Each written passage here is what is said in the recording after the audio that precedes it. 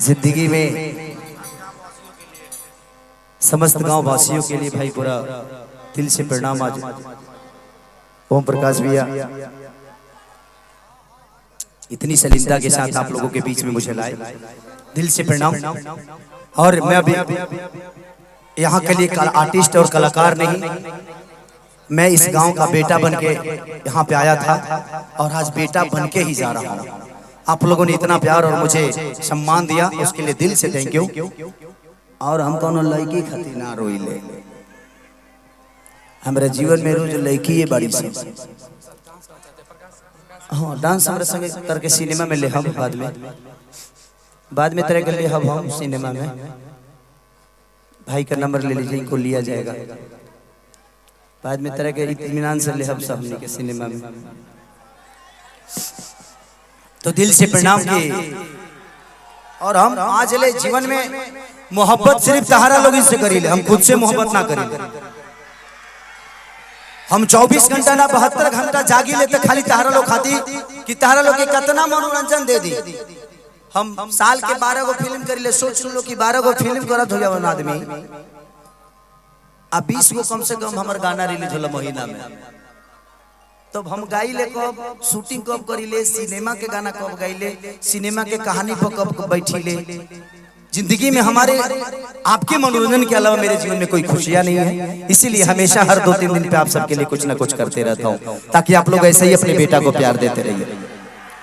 हम अपने जीवन में किसी से बात कर कर अपने जीवन को नहीं चलाया, हमने मेहनत की। हम गाय के ना रहनी आजो नहीं की, हम वो सबके बेटा है, बेटे बन के जीवन चलावे के बाद, भाइये बन के जीवन चलावे के बाद, हमारा बहुत बड़ा स्टार नहीं है बने के।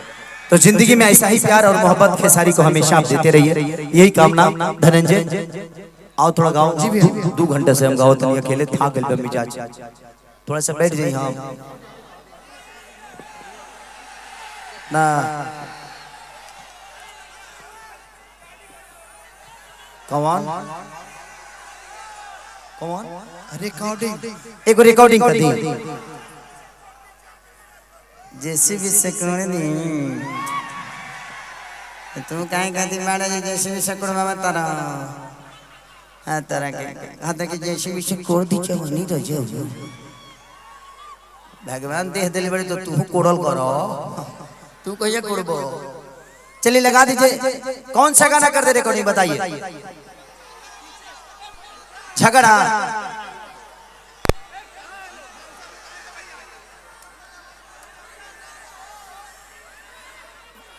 थोड़ा सा आप लोग पीछे चले जाइए ना, सुना तो नहीं। अब एक आदमी के एक अच्छों में से केहू मत बोलो, केहू एक आदमी बोल दे।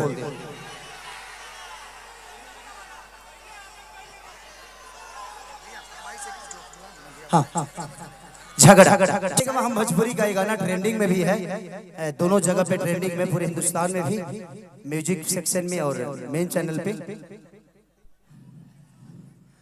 और ऐसे ही प्यार आप लोग देते रहिए। ये गाना जो मेरे दिल के करीब है, मैं उसको कई बार फरमाइशी आ गया है कि पे दिखावा हो शुरुआत दिखा दा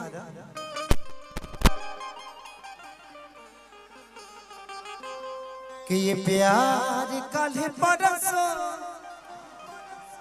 के कायल न रहे, भुला गइल वैसे जैसे भायल न रहे।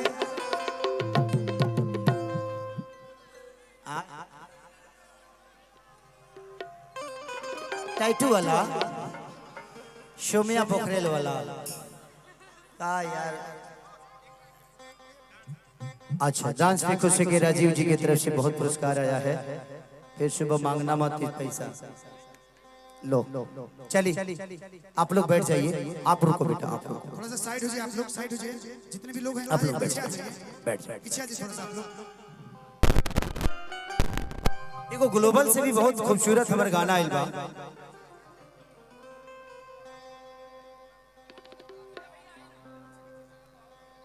अच्छा करा दीजिए।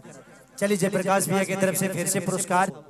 मैं कोशिश यही कर रहा हूँ कि देवरिया, गोरखपुर, पड़रौना से लेकर इधर ही बीच में सिनेमा करूं, ताकि बहुत सारे भाइयों को जो काम इच्छुक है करने के लिए आप लोगों को कोशिश है कि इधर सिनेमा होगा तो हमारे सारे भाई खेसारी लाल यादव के साथ काम भी करेंगे, तो मेरी कोशिश है।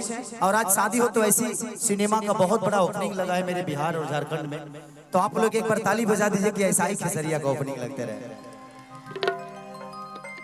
तो जयप्रकाश भैया वहीं पे मिले मुझे, और जयप्रकाश भैया का इतना प्यार, मैं इनका सेवा भी नहीं कर पाया, लेकिन घर तो रहे नहीं हम सेवा करी, होटले रहे, शूटिंग पे जाता नहीं, लेकिन वो अलग था। फिर हम जब भी मिले भैया से शूटिंग पे मिले हैं, लेकिन इनकी मोहब्बत और इतने अच्छे आदमी हैं कि कभी एक बार इन्होंने कॉल किया कि बाबू आपको आना है, और मैं आ गया। ना इनसे बीच में मेरी कोई बात हुई, ना इनका मेरे से हुआ, तो एक विश्वास इनका इतना अपने भाई पे था, और मेरा भी विश्वास था कि हम जा रहे हैं तो अच्छे जगह पे जा रहे हैं। और आज मुझे समझ में आया कि मैं जिस गांव में आया हूँ वो इस धरती का खूबसूरत गांव है, जहाँ पे सिर्फ मोहब्बत बसती है। आप जैसे लोग हैं देवता रूपी श्रोता, जिन्होंने आज इतना प्यार दिया, जयप्रकाश भैया के बदौलत ही आज मुझे प्यार मिला। शुक्रिया अदा करता चाहूंगा जयप्रकाश भैया का और इनके करजन साले साहब का।